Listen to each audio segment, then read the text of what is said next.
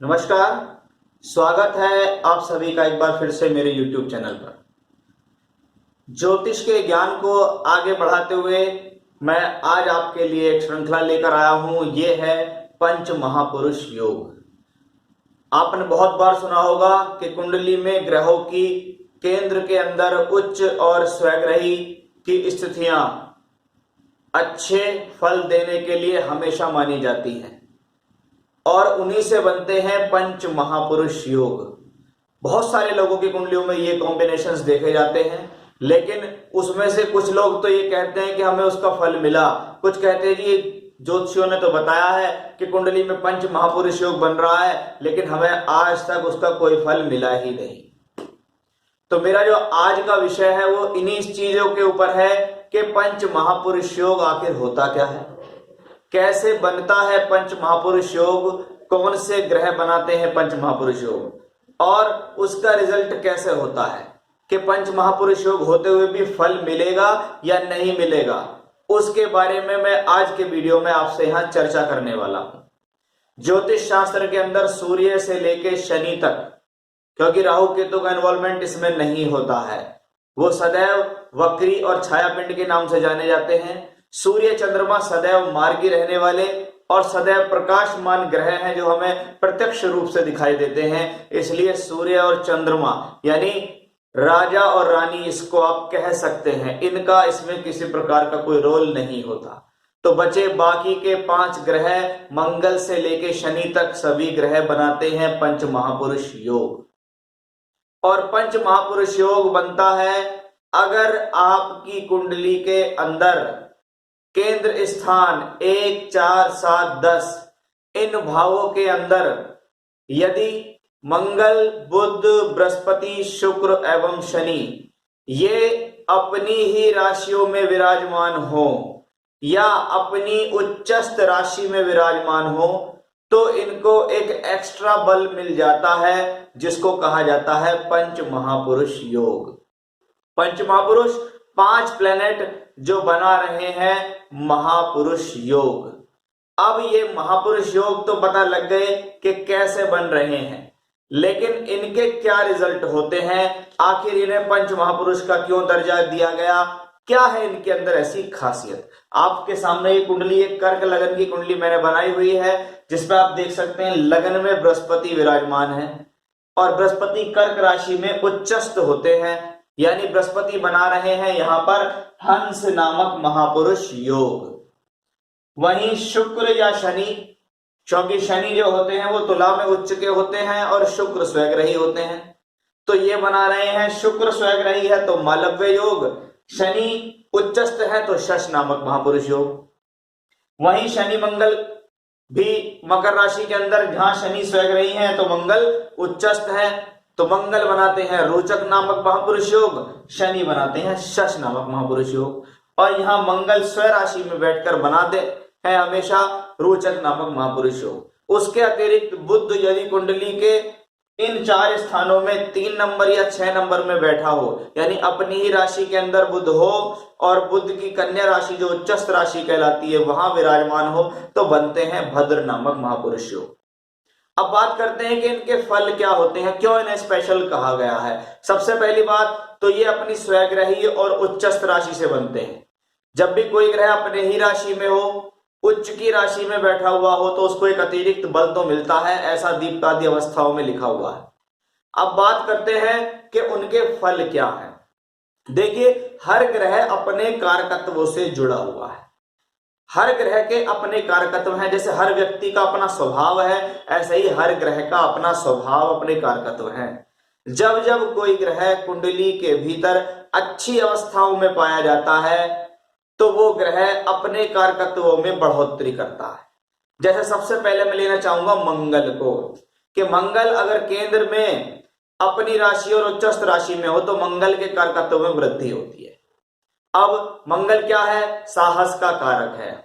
व्यक्ति साहसी होगा, निडर होगा, जीवन में रिस्क लेने से नहीं डरेगा, किसी भी प्रकार की परिस्थिति होगी उसमें संभलने में सक्षम होगा।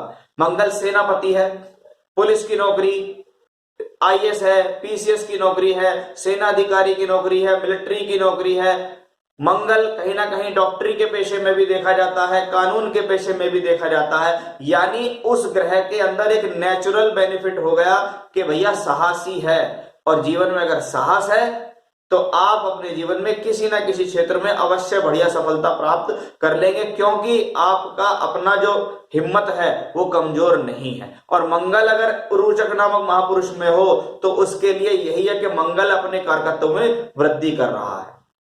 वहीं बुद्ध की बात करते हैं।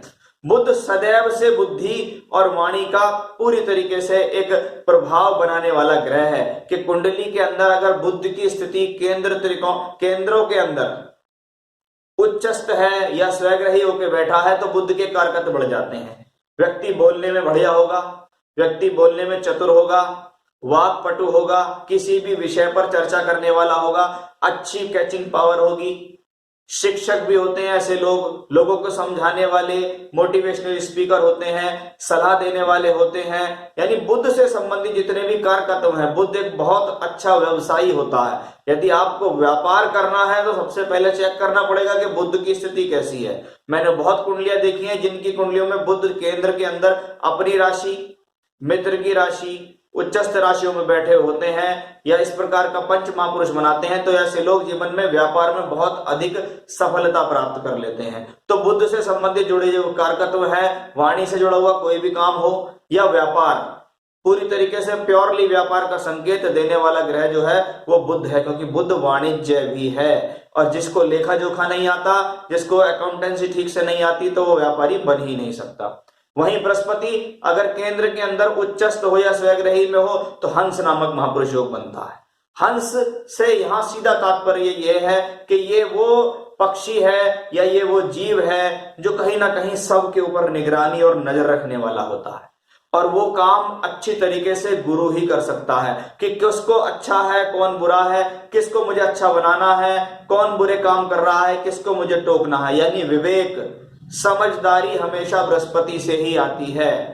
और बृहस्पति जिनकी कुंडली में केंद्र के अंदर उच्च और स्वग्रही राशि के अंदर बैठा हुआ होता है तो ऐसा बृहस्पति हंस नामक महापुरुष योग बनाता है। ऐसे लोग अच्छे वक्ता, अच्छे टीचर, मैनेजमेंट संभालने वाले, राजनीति में अच्छे पदों पर होने वाले, साथ ही साथ अच्छे ज्योतिषी भी होते हैं, अच्छे कंसल्टेंट भी होते हैं, अच्छे डॉक्टर्स भी देखे गए हैं। हालांकि जहां पर आपका लगे कि आपका प्रोफेशन एक समझदार व्यक्ति के लिए है या समाज में कुछ दिखाई दे रहा है, वो बृहस्पति से आता है।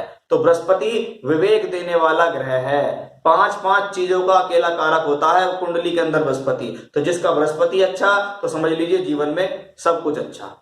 चौथा है शुक्र, मालव्य नामक महापुरुष योग। शुक्र हमेशा से भौतिक सुखों में अग्रणी रहने वाला है। अगर कुंडली के अंदर केंद्र स्थानों में शुक्र उच्चस्थ या स्वग्रही स्थिति में है तो ऐसा व्यक्ति जीवन पर्यंत सुख सुविधाओं में बिताता है।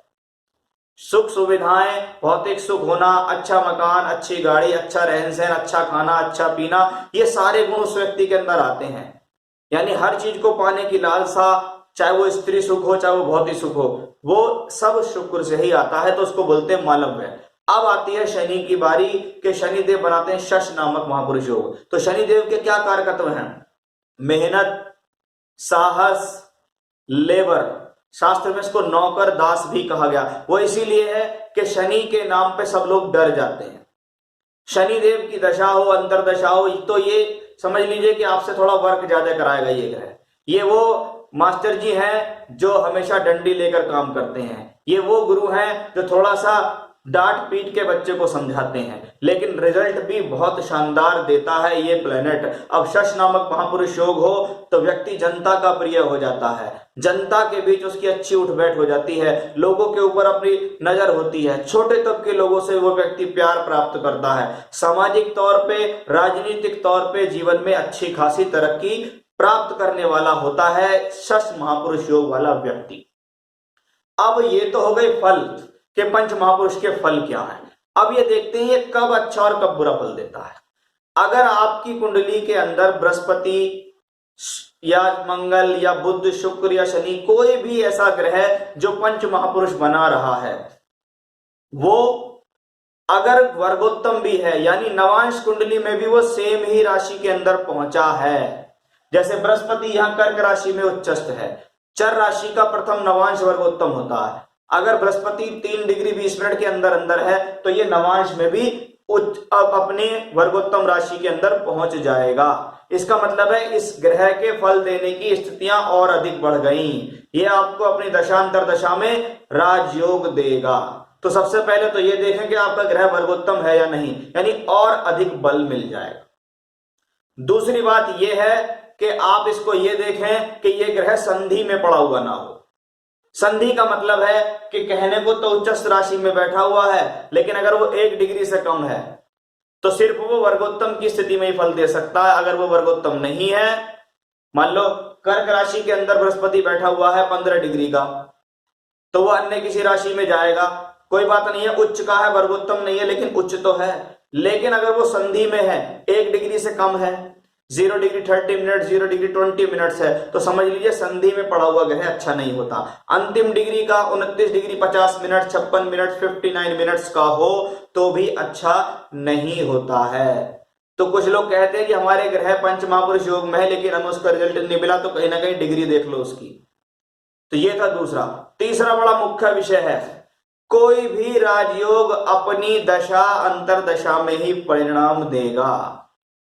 अगर शुक्र कुंडली में अच्छा है, बहुत अच्छी स्थिति में है और जीवन में उसकी कभी दशा नहीं आ रही, तो समझ लीजिए आपको वो शुक्र घर से परिवार से सुख साधन मिल जाएंगे, बस मकान मिल जाएगा, रहने के लिए खाने पीने के लिए अच्छी चीज मिल जाएंगी, लेकिन स्वयं के बल पर कुछ अच्छा नहीं कर पाएंगे। उसके लिए आपको वो दशा आनी अनिवार्य है। जो ग्रह राजयोग बना रहा है, जो ग्रह पंच महापुरुष योग बना रहा है, उसकी दशा आनी बहुत ज्यादा जरूरी है। और चौथी बात इसमें यह है कि सबसे ज्यादा जरूरी किसी भी कुंडली में होता है लग्न।